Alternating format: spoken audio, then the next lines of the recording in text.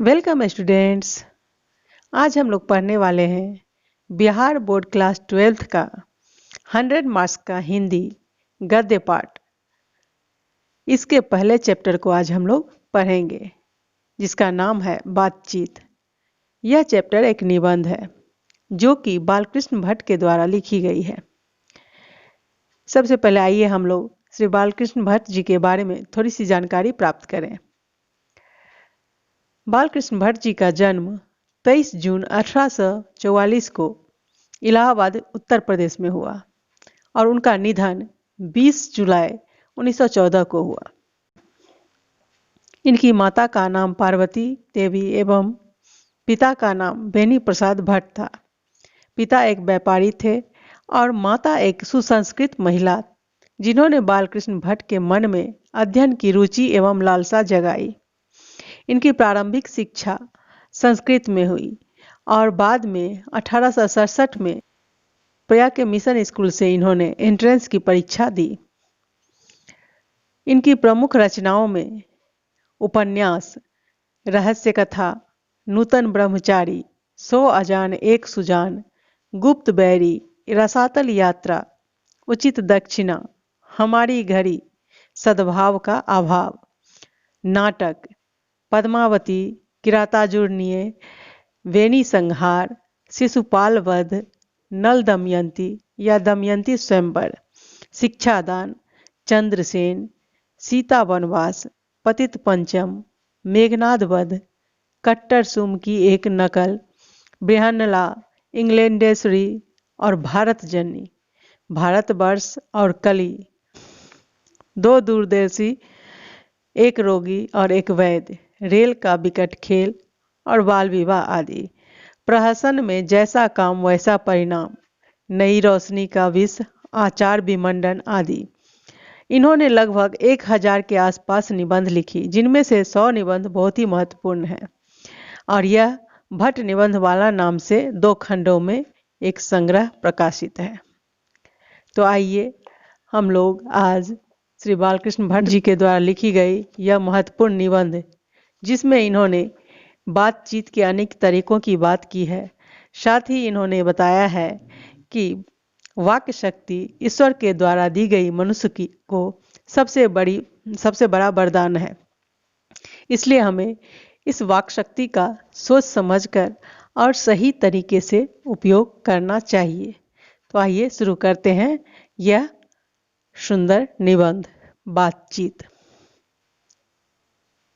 Students, अगर आपने अभी तक इस चैनल को सब्सक्राइब नहीं किया है तो इसे फटाफट सब्सक्राइब कर लीजिए और साथ ही घंटी के निशान को दबा दीजिए, ताकि हिंदी के 100 मार्क्स के सभी चैप्टर्स आपको बराबर देखने को मिले और साथ ही एग्जाम के लिए आपके लिए बहुत ही उपयोगी साबित हो। तो आइए इस पाठ को शुरू करने से पहले हम लोग इस पाठ में आए हुए कठिन शब्दों को जान लें। वक्तृता यानी बोलने की कला या भाषण देने की कला। पुलपिट, पैदान, पुण्याहवाचन, धार्मिक कर्मकांड में मांगलिक श्लोक पढ़ना। नादी पाठ, नाटक के प्रारंभ में मंगल पाठ। खामखा, बेमतलब, बरबस। संलाप यानी हार्दिक बातचीत। संजीदगी मतलब गंभीरता। बेकदर मतलब सम्मानहीन। अभियांतरिक, हार्दिक और आंतरिक। निरस्त यानी बंद कर देना या स्थगित कर देना। फॉर्मेलिटी यानी औपचारिकता। लियाकत यानी योग्यता या क्षमता। हम चुन्नी दिगरे नेस्त यानी हम ही सब कुछ हैं, दूसरा कुछ भी नहीं, अर्थात एको अहम द्वितीयो नास्ति। बिचवई यानी बीच बचाव करना यानी मध्यस्थता करना। चंडू खाने, अफीम खाने वाले लोगों की मंडली के लिए सुरक्षित स्थान। दिलजोई, मन बहलाव का साधन। सार गर्भित, जिसमें कुछ सार हो या तत्व हो। प्रपंचात्मक यानी उलझा हुआ, पहेली नुमा। दुर्घट, ऐसा कुछ जिसके घटित होने की आशा न हो। चमनिस्तान अर्थात हरे भरे बागों का इलाका, कतरनी यानी कैंची, सोपान यानी सीढ़ी, बरकते हुए यानी बरतते हुए।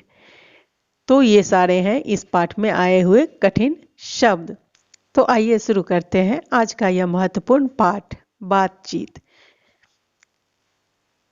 लेखक कहते हैं, इसे तो सभी स्वीकार करेंगे कि अनेक प्रकार की शक्तियां जो वरदान की भांति ईश्वर ने मनुष्य को दी है, उनमें वाक शक्ति भी एक है। यदि मनुष्य की और इंद्रियां अपनी अपनी शक्तियों में अविकसित रहती और वाक शक्ति मनुष्यों में न होती, तो हम नहीं जानते कि इस गूंगी सृष्टि का क्या होता।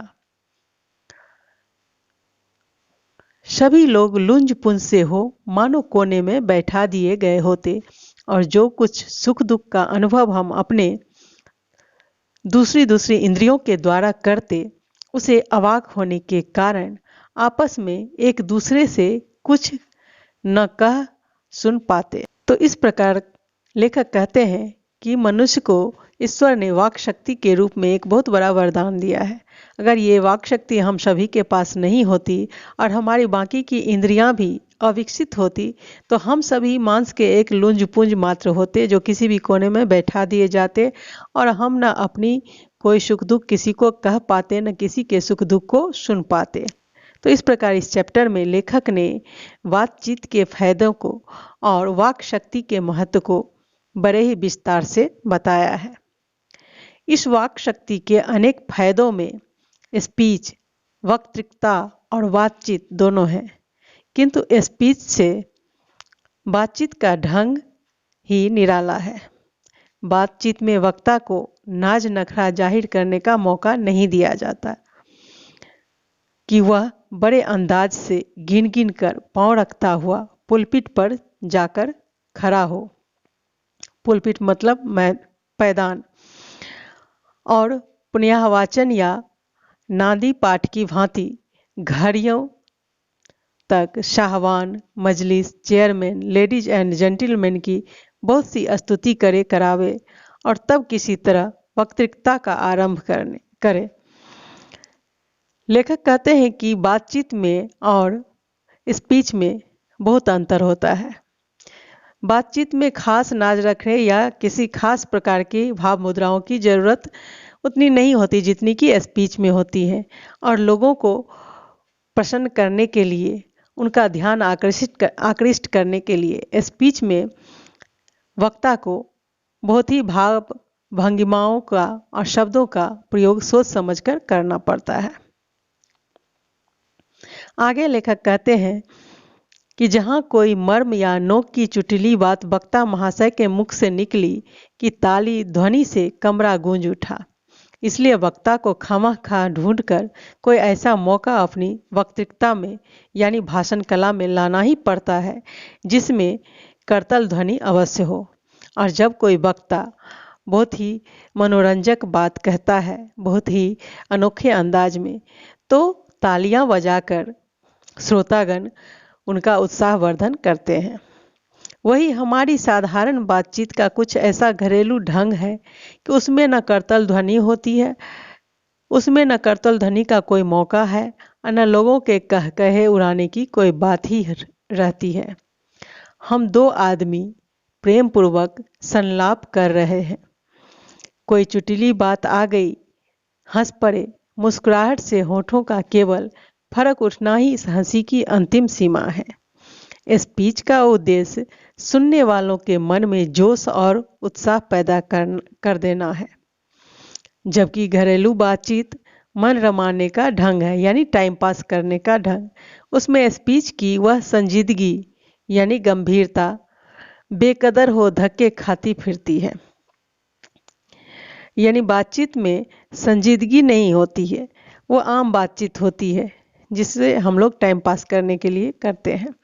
जहां आदमी की अपनी जिंदगी मज़ेदार बनाने के लिए खाने पीने, चलने फिरने आदि की जरूरत है, वहां बातचीत की भी उसको अत्यंत आवश्यकता है। जो कुछ मवाद या धुआं जमा रहता है वह बातचीत के जरिए भाव बनकर बाहर निकल पड़ता है। और लेखक कहते हैं कि बातचीत एक जरिया है हमें हमारे तनाव को, हमारी चिंता इत्यादि को दूर करने का। हमारे मन में जो भी टेंशन या तनाव होता है उसे हम लोग बातचीत करके अपने मन से बाहर निकाल देते हैं। चित्त हल्का और स्वच्छ हो जाता है, परम आनंद में मग्न हो जाता है। बातचीत का भी एक खास तरह का मजा होता है। जिनको बातचीत करने की लत पड़ जाती है वे इसके पीछे खाना पीना भी छोड़ बैठते हैं।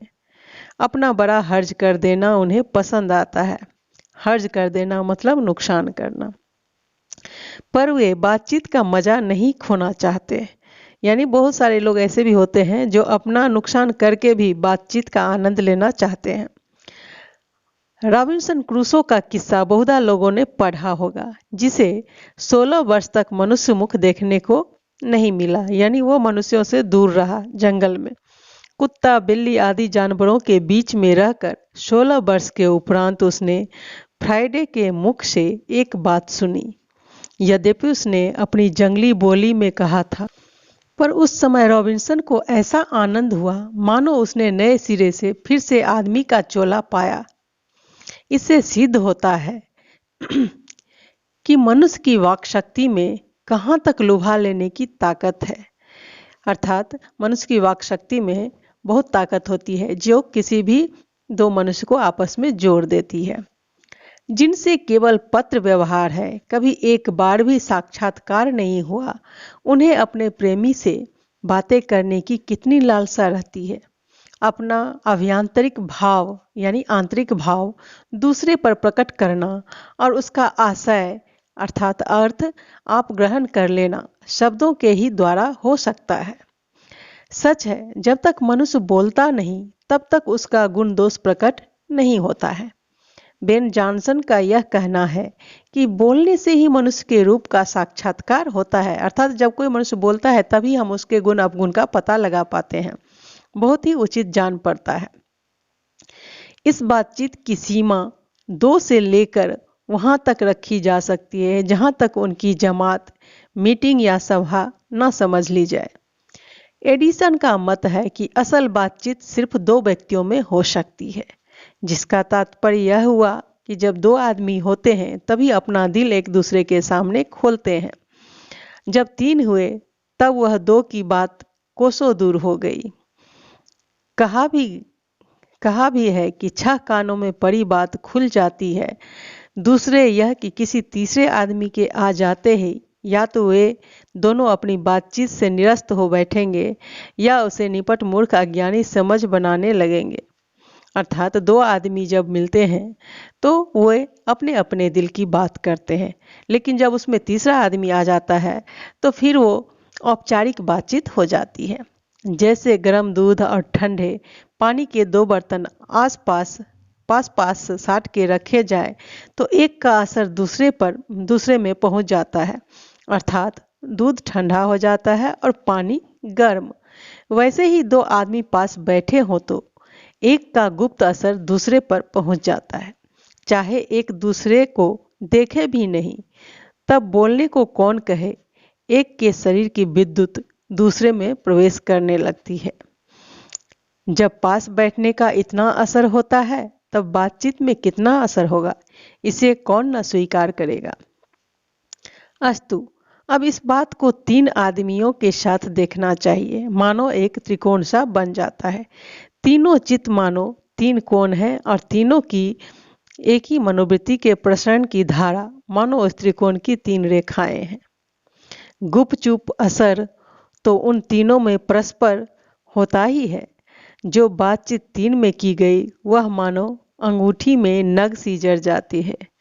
उपरांत जब 4 आदमी हुए तब बेतकल्लुफी को बिल्कुल स्थान नहीं रहता। खुल के बातें ना होंगी। जो कुछ बातचीत की जाएगी वह फॉर्मेलिटी होगी, यानी औपचारिकता होगी। गौरव और संजीदगी के लच्छे में सनी हुई होगी।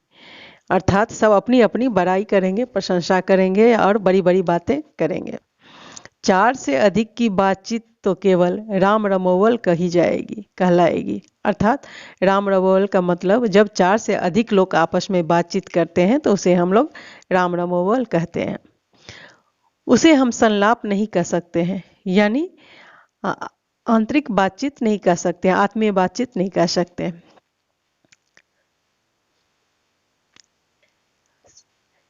इस बातचीत के अनेक भेद हैं। दो बुढ़ों की बातचीत प्रायः जमाने की शिकायत पर हुआ करती है।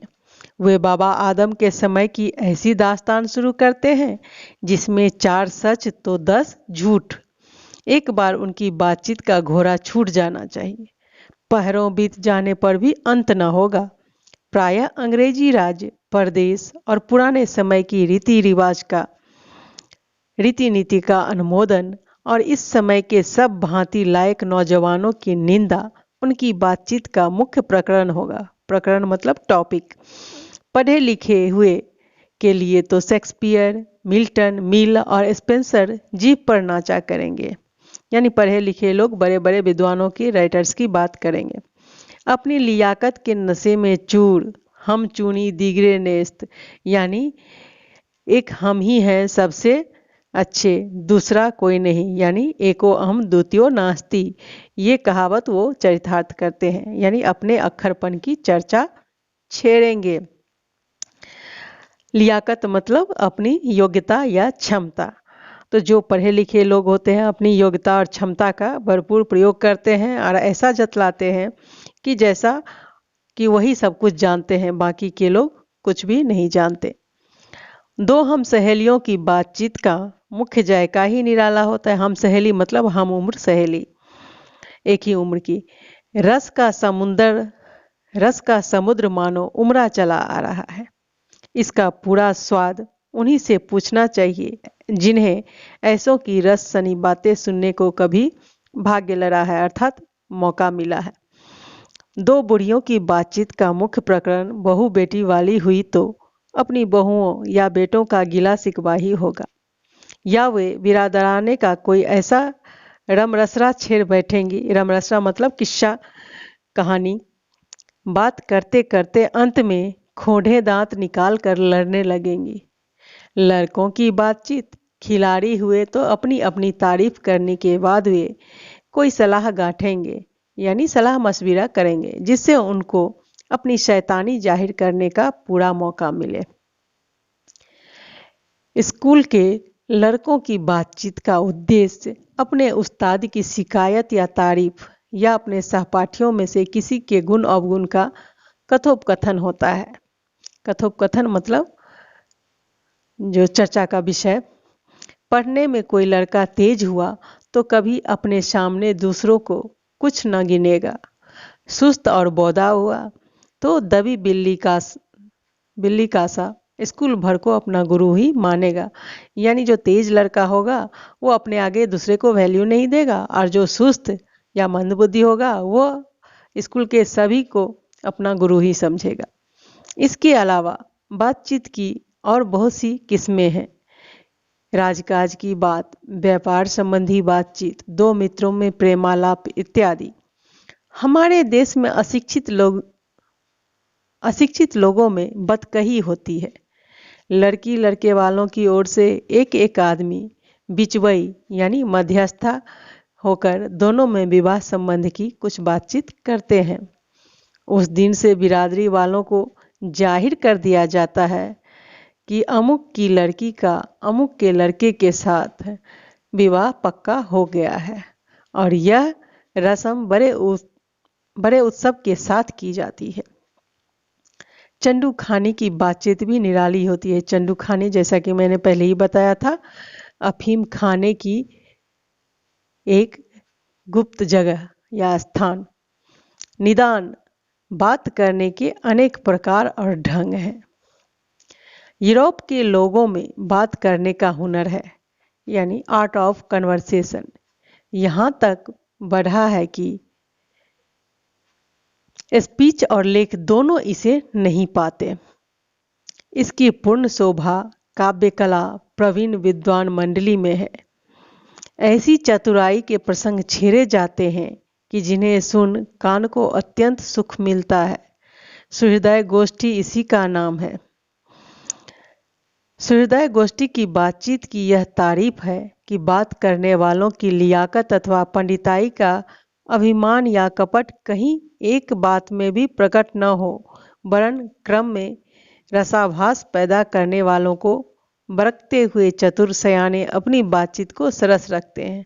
अर्थात विद्वानों की जो काव्य मंडली होती है उसमें विद्वान अपनी विद्वता से, अपनी योग्यता से एक दूसरे की बातों को काटते हैं और एक दूसरे को अपने सवाल जवाब से ही पराजित करते हैं, और जिसका आभास भी हमें नहीं होता, उनके छल कपट का पता हमें नहीं चलता है, क्योंकि उनकी बातें ही इतनी रस भरी होती हैं।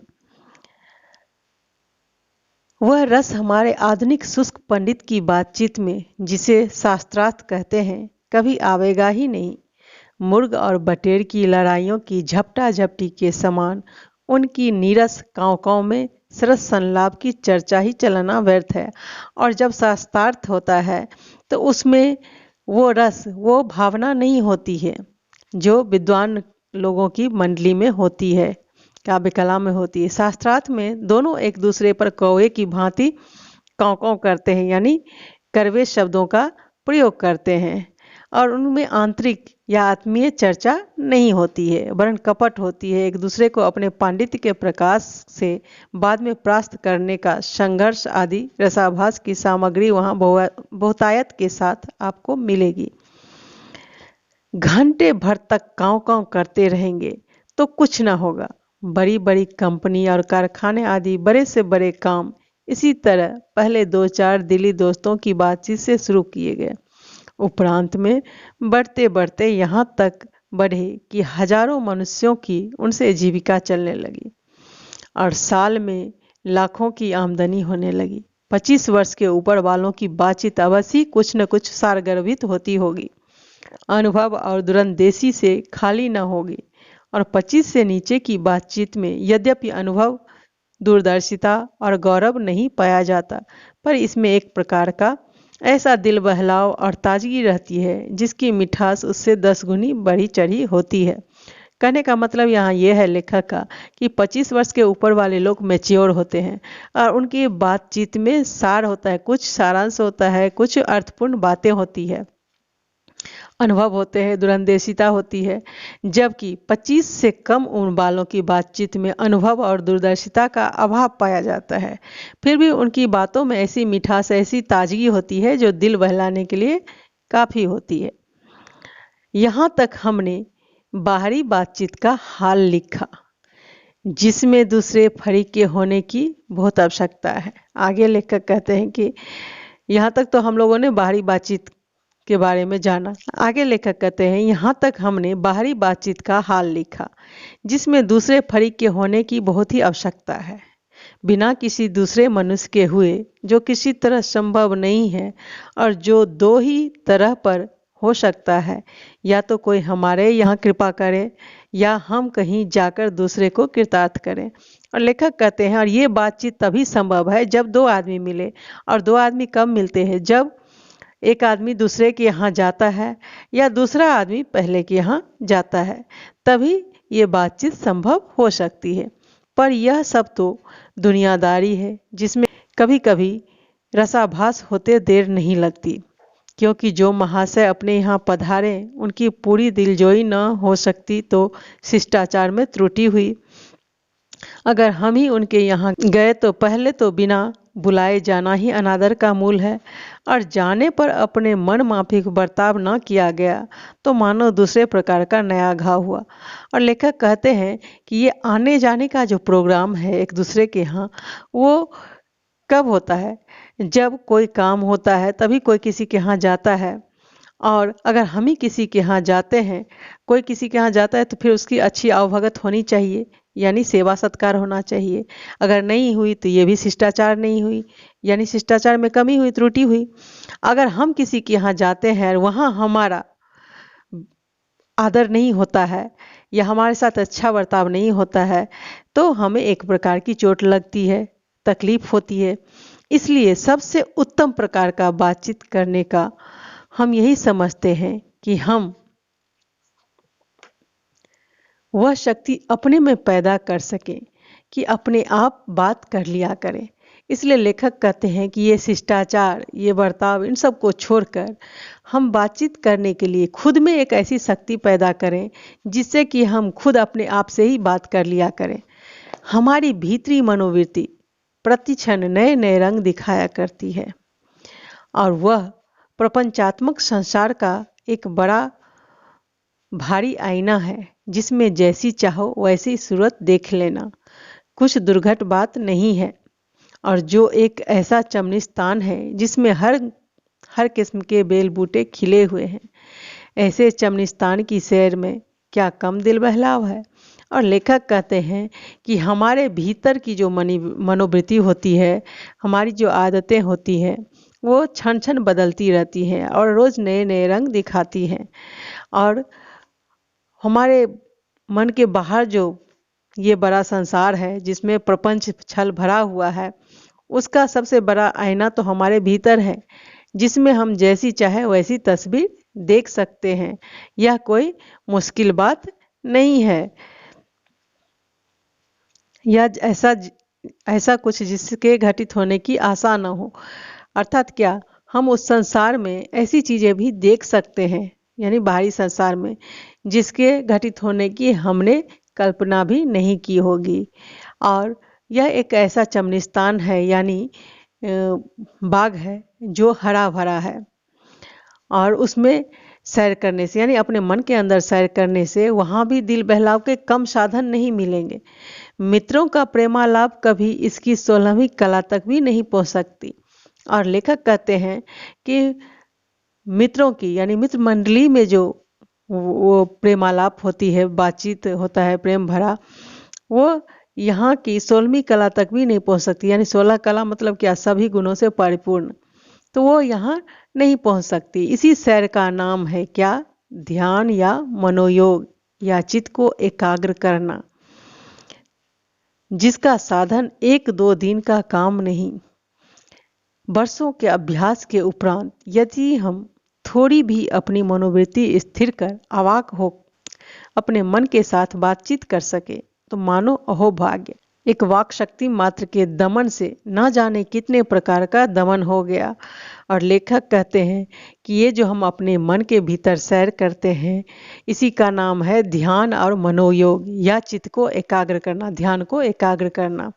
और यह ध्यान को एकाग्र करना जो है एक ऐसा साधन है जो 1-2 दिन में नहीं हो सकता। इसके लिए वर्षों हमें अभ्यास करना पड़ता है। उसके बाद हमें हमारी मनोवृत्ति को स्थिर करने में कुछ सफलता मिलती है। और जब हम अपने मनोवृत्ति को स्थिर कर लेते हैं, अपने ध्यान को एकाग्र कर लेते हैं, उसी समय हम अपने आप से बातचीत कर सकते हैं। तो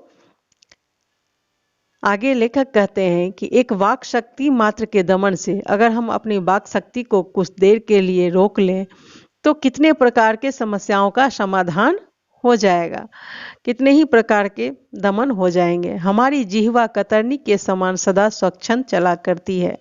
उसे यदि हमने काबू में कर लिया तो क्रोधादिक बड़े बड़े अजय शत्रुओं को बिना प्रयास जीत अपने वश में कर डाला। और लेखक लास्ट में कहते हैं कि एक वाक शक्ति के दमन से मात्र हमारी जिह्वा जवान जो कि कतरनी के समान, कैंची के समान स्वच्छंद चलती है, कुछ भी बोल देती है, किसी से भी हम लोग उलझ जाते हैं अपने बेकाबू जुबान के कारण और बड़े बड़े झगड़े झंझट हो जाते हैं। तो इसलिए लेखक कहते हैं कि अगर हमने अपनी जिह्वा पे, अपने वाक शक्ति पे कंट्रोल कर लिया, नियंत्रण कर लिया, तो फिर बड़े से बड़े अजय शत्रुओं को भी हम बिना प्रयास ही अपने वश में कर सकते हैं, उसको जीत सकते हैं। इसलिए अवाक रहकर अपने बातचीत करने का यह साधन यावत साधनों का मूल है। शक्ति परम पूज्य मंदिर है, परमार्थ का एकमात्र सोपान है। तो इस प्रकार लेखक कहते हैं कि अवाक रहकर हम अपने आप को अपने मूल स्थान यानी अपने आप से परिचय कराएं, जहाँ पर हमारा शक्ति का केंद्र है, और उस शक्ति को हम परमार्थ के काम में लगाएं, जो कि हमारे पुरुषार्थ का, हमारे परमार्थ का एकमात्र सोपान यानी सीढ़ी है। जिससे कि हम दूसरों की भलाई कर सकते हैं, साथ ही अपनी भी भलाई कर सकते हैं। इस प्रकार इस चैप्टर में लेखक ने बातचीत के सही अर्थ को हमें समझाया कि किस तरह से सिर्फ बाहरी बातचीत से ही नहीं हम अपने दिल को बहला सकते, बल्कि अपने बातचीत का सही उपयोग कर कभी कभी अपने वाक शक्ति को नियंत्रित करके खुद अपने भीतर अपने आप से बातचीत करने से बड़े क्रोधाधिक अजय शत्रुओं पर, यानी बड़े से बड़े शत्रुओं पर भी हम विजय प्राप्त कर सकते हैं मौन रहकर।